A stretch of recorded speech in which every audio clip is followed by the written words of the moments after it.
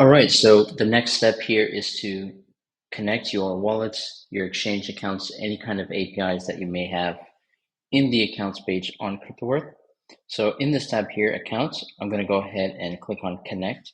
This is my first step into getting my data into Cryptoworth. We have a long list of blockchains you can connect, exchange APIs, custody solution APIs. It's going to be easier to search for the specific connection you want. So let's say I want to connect a Ethereum wallet, for example. I'm going to search Ethereum, click on the Ethereum connection, and then I'm going to input my Ethereum wallet address. I'm going to name my wallet address. So let's say main treasury as an example. The default checkboxes that are on are the create address book record and the sync transactions option. So what the first one means is that the name that you enter for your wallet connection will be the name that it takes in the address book contacts. The sync transactions checkbox is a default for every connection. The default behavior is to sync both balances and transactions for each connection, whether it's a wallet or an API connection. The reason why you can turn it off is if you have the desire to sync only the balances for whatever reason, you can choose to opt out of syncing transactions. We also have the ability to sync contract addresses. So if you put in the address of the contract here in the address field, and you want to sync contract specific activity, we do have a contract sync option. I'm going to go ahead and click on connect. And just like that, my Ethereum wallet is syncing. Balance is already pulled through.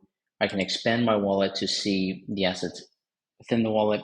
So here I have 0.079 Ethereum, and I also have the fair market value of my Ethereum here.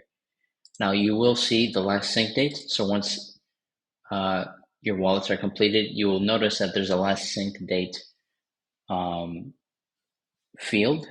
This is to tell you the last time you synced the wallets that are in your portfolio. So this is essentially how you set up your first connection. If you want to set up an API connection, go back to connect and search for an exchange. I'm going to the tab exchanges and custody because I don't have a specific exchange to search for in mind, but you can click on any of these exchanges. Let's say you want to sync a Coinbase account. Typically, exchange APIs will require an API key and secret, sometimes an access token, sometimes a passphrase as a third criteria. So keep in mind that whenever you are generating a read-only API for an exchange or custody solution like Fireblocks, for example, make sure that you have all the read-only and query permissions enabled before connecting to Cryptoworth. And that is pretty much it for exchange connections. You do have the ability to import multiple wallets simultaneously through our bulk import feature. This is an important option to mention here. We have a bulk import option. You can download our CSV template, paste your list of wallet addresses in the template, and import them here after attaching the CSV. This is going to be the best setup of your connections, most optimal way to set up your connections on Cryptoworth if you have a lot of wallets. All right, so in the next step, we're going to go to gateways and set up a connection to another ledger.